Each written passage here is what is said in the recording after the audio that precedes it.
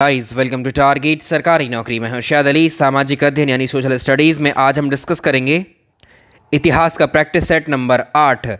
दिल्ली सल्तनत में हम आखिरी दो वंश जिसमें सैयद डायनेस्टी, लोधी डायनेस्टी को कंप्लीट करेंगे इस प्रैक्टिस सेट के अंदर। तो चलिए वीडियो को कीजिए लाइक और आज का पहला प्रश्न देखिए। मंगोल आक्रमणकारी तैमूर ने किस सुल्तान के कार्यकाल में दिल्ली पर आक्रमण किया था? दिल्ली सल्तनत में तुगलक वंश की स्थापना की थी गयासुद्दीन तुगलक ने। उसके बाद मोहम्मद बिन तुगलक अगला शासक बना। उसके बाद फिरोज शाह तुगलक शासक बना और फिरोज शाह तुगलक के उत्तराधिकारी हुए तुगलक शाह द्वितीय, अबू बकर, मोहम्मद शाह। और तुगलक वंश का अंतिम शासक हुआ नासिरुद्दीन महमूद शाह, जो कि मात्र एक वर्ष के लिए शासक बना 1398 से 1399 तक। और इसके समय समरकंद में शासन हुआ करता था तैमूर लंग का। और जब तुगलक वंश में नासिरुद्दीन महमूद शाह का शासन चल रहा था तो दिल्ली पर अटैक कर देता है कौन? तैमूर लंग। और ये तुगलक डायनेस्टी पर या तुगलक साम्राज्य पर अटैक करके उसको बुरी तरह से तहस नहस कर देता है। तैमूर के इस आक्रमण से जो महमूद शाह था ये दिल्ली छोड़कर भाग जाता है। और जब 1405 ईस्वी में तैमूर की मृत्यु हो जाती है तब ये वापस दिल्ली लौटता है। तो पहले प्रश्न का आंसर हो जाएगा कि नासिरुद्दीन महमूद शाह के कार्यकाल में दिल्ली सल्तनत पर या दिल्ली पर आक्रमण किया गया था मंगोल आक्रमणकारी तैमूर लंग के द्वारा। ऑप्शन ए सही रहेगा। ब्राह्मणों से जजिया कर लेने वाला सुल्तान इनमें से कौन सा था? इस सवाल को ऐसे फ्रेम किया जाता है कि कौन सा ऐसा सुल्तान था जिसने सबसे पहली बार ब्राह्मणों से जजिया टैक्स लिया? तो इसमें जो फिरोज शाह तुगलक था इसने ब्राह्मणों पर जजिया कर लगाया और ऐसा करने वाला ये प्रथम मुसलमान शासक बना। ऑप्शन सी बिल्कुल सही रहेगा कि फिरोज शाह तुगलक ब्राह्मणों पर जजिया कर लगाने वाला प्रथम मुसलमान शासक हुआ। नेक्स्ट देखेंगे इब्ने बतूता किसके शासनकाल में भारत आया था? अगर हम बात करें मोहम्मद बिन तुगलक की तो मोहम्मद बिन तुगलक के समय में एक था जियाउद्दीन बर्नी। इसने किताब लिखी थी तारीख फिरोज शाही। और एक मोरक्को का यात्री हुआ करता था इब्ने बतूता। इसने अपने यात्रा के जो वृत्तांत थे उसमें मोहम्मद बिन तुगलक के शासनकाल के रोचक तथ्य उसमें शामिल किए हैं। तो इब्ने बतूता अगर हम कहें मोहम्मद बिन तुगलक के टाइम पीरियड में ये भारत आया था। Option D. होली त्यौहार के सार्वजनिक उत्सव में भाग लेने वाला दिल्ली का प्रथम सुल्तान कौन था? दिल्ली सल्तनत में 5 वंश होते हैं और सल्तनत का सबसे ज़्यादा पढ़ा लिखा विद्वान शासक जो था वो कौन था? मोहम्मद बिन तुगलक था। ऐसा कहा जाता है कि दिल्ली सुल्तानों में वो पहला सुल्तान हुआ जो हिंदुओं के त्योहारों में मुख्यतः जो कहा जाता है वो होली में पार्टिसिपेट करता था, ये भाग लेता था। और हमने ये भी जाना है कि दिल्ली सल्तनत में मोहम्मद बिन तुगलक के समय सबसे ज़्यादा विद्रोह होते हैं, 22 विद्रोह होते हैं, कहीं पर आपको 27 भी मिल सकता है। और इसके टाइम पीरियड में इसके दरबार में जैन विद्वान हुआ करते थे, जिन प्रभु सूरी और राजशेखर, ये 2 विद्वान आए थे। ये प्रश्न पूछा हुआ है। अगला प्रश्न आसानी से कर लेंगे। दिल्ली सल्तनत के तुगलक वंश का अंतिम शासक कौन हुआ? Nasiruddin Mahmud Shah. Option C answer सही रहेगा इसका। दिल्ली का जो सुल्तान भारत में नहरों के सबसे बड़े जाल का निर्माण करने के लिए प्रसिद्ध था वो कौन है? देखिए जो कृषि एग्रीकल्चर प्रोडक्शन था उस वक्त कृषि उत्पादन में वृद्धि के लिए फिरोज शाह तुगलक के द्वारा सिंचाई के साधनों को बहुत ज़्यादा सुदृढ़ किया गया था। इसने लगभग 11 नहरों का निर्माण करवाया था दिल्ली और उसके आसपास वाले क्षेत्र में। दिल्ली और आसपास वाले क्षेत्रों में, हरियाणा के क्षेत्रों में करवाया गया था और दिल्ली में करवाया गया था। सिंचाई के लिए बहुत सारे जलाशयों का, नहरों का, इन सब का निर्माण अलग से करवाया था इसने ताकि अलग से जल उपलब्ध हो सके कृषि के लिए।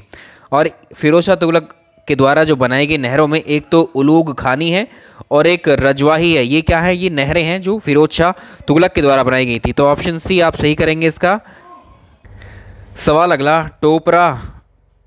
टोपरा तथा मेरठ से 2 अशोक स्तंभ लेख दिल्ली कौन लेकर आया था? बहुत फेमस क्वेश्चन है, परीक्षा में बहुत पूछा जाता है। अशोक जो जाना जाता है अपने शिलालेखों के लिए, अभिलेखों के लिए जाना जाता है। और इसके अशोक के 2 ऐसे स्तंभ लेख थे जिनको फिरोज शाह तुगलक के द्वारा दिल्ली लाया गया। तो कौन कौन से थे? फिरोज शाह तुगलक ने इसको लेकर के आया था 2 स्तंभों को दिल्ली। तो एक तो टोपरा स्तंभ है, एक मेरठ स्तंभ है। नेक्स्ट देखेंगे, दीवाने कोही किस सुल्तान से संबंधित है? दीवाने कोही किस सुल्तान से संबंधित है? इंपॉर्टेंट है, याद रखिएगा, कई बार आया है परीक्षा में। जो किसान होते हैं, किसानों को जो है इमरजेंसी में या संकट के समय में जब भी सहायता देनी होती थी तो उनको ऋण या एक तरीके से पैसे देने के लिए जो सुल्तान था, इसने, कौन सा सुल्तान? मोहम्मद बिन तुगलक, इसने दीवाने कोही नाम से एक कृषि विभाग की स्थापना की। तो दीवाने कोही क्या हुआ करता था, पहले तो ये पूछेगा, तो इसमें आप करेंगे ये एक कृषि विभाग था, एग्रीकल्चरल डिपार्टमेंट था ये। और इसको किसने बनवाया था? मोहम्मद बिन तुगलक ने ये अरेंजमेंट करवाया था अपने शासनकाल में। भारत में सबसे पहले सांकेतिक मुद्रा का प्रचलन किसने किया? मोहम्मद बिन तुगलक को हम जानते हैं, इसने 5 ऐसी योजनाएं बनाई थी अपने शासनकाल में जो विफल हुई थी, जिनके कारण ये असफल हुआ था। मोहम्मद बिन तुगलक ने अपने शासन के शुरू में मुद्राओं को लेकर के, जो करेंसी को लेकर के कई सारे रिफॉर्म्स किए थे, जिसमें शामिल था उसका तांबे का यानी कांसे का सिक्का चलाना। और इसने ये कॉइन्स इशू करवा दिए। ये कॉइन्स नॉर्मल जैसे हुआ करते थे, कोई भी इनको कॉपी करके बना सकता था, तो वैसे ही कांसे के जो सिक्के थे उस समय इस मोहम्मद बिन तुगलक के शासनकाल में सभी लोगों ने, इसकी प्रजा ने जो है ऐसे ही सिक्कों को देख देख कर अपने घरों में ये सिक्के बना लिए, यानी घरों में टकसालें हुआ करती थी इसके टाइम पीरियड में। कौन था ये? मोहम्मद बिन तुगलक था। सैयद वंश का संस्थापक कौन था? सैयद वंश का संस्थापक कौन था? देखिए, इस डायनेस्टी पर प्रश्न पूछता है कभी। सैयद वंश का संस्थापक खिज्र खान था, ऑप्शन डी। और इसने 1414 ईस्वी में इसकी स्थापना की थी, सैयद वंश की। तारीख मुबारक शाही किसकी जीवनी है? तारीख मुबारक शाही बात करती है किसके बारे में? खिज्र खान के बारे में, ऑप्शन डी। गलत, ये इसका आंसर नहीं होगा। इसका आंसर क्या होगा?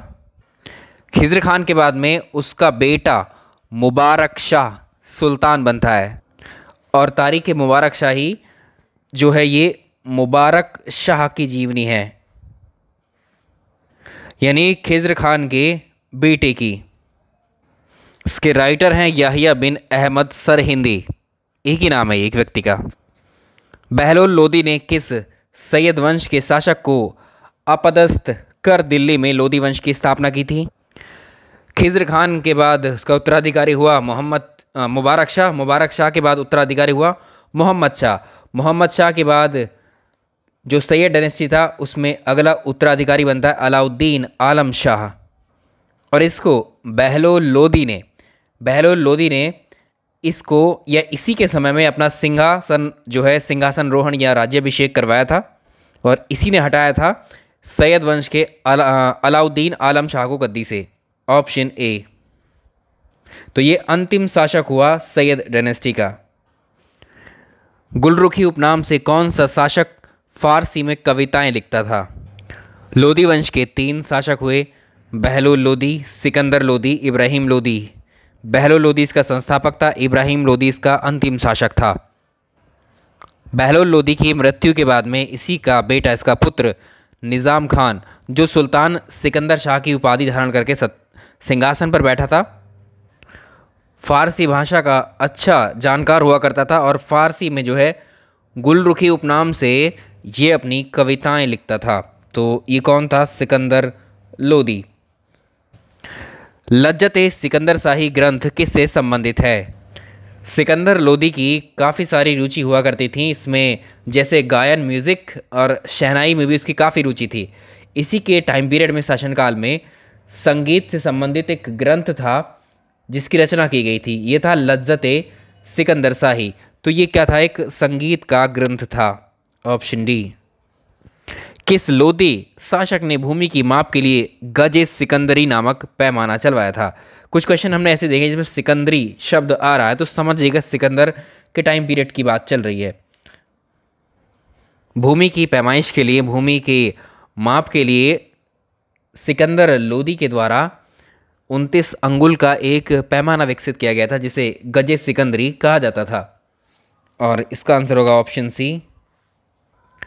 नेक्स्ट देखेंगे, मियाँ भुआ जिसने तिब्बत सिकंदरी नाम की एक औषधि ग्रंथ की रचना की थी, वो किसका वजीर हुआ करता था? तो ये सिकंदर लोदी का वजीर हुआ करता था, प्रतिष्ठित विद्वान था। इसने तिब्ब सिकंदरी नामक एक औषधि ग्रंथ की भी रचना की थी। तो सिकंदर लोदी लोदी लोदी काल की एक प्रमुख इमारत थी मोठ की मस्जिद। कहाँ पर स्थित है ये? एक्चुअली कहाँ पर है? दिल्ली में। सवाल अगला देखिए, तैमूर ने दिल्ली वापस जाते समय किसे लाहौर, मुल्तान और दीपालपुर का राज्यपाल बनाया था?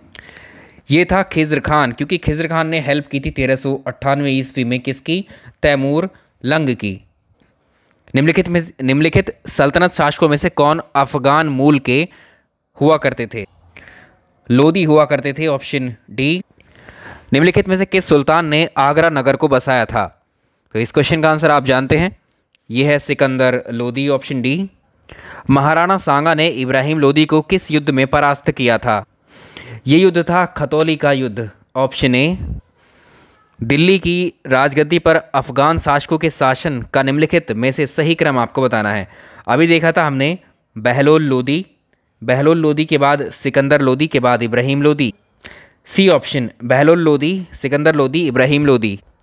तैमूर के आक्रमण के बाद भारत में किस वंश का राज्य स्थापित हुआ था?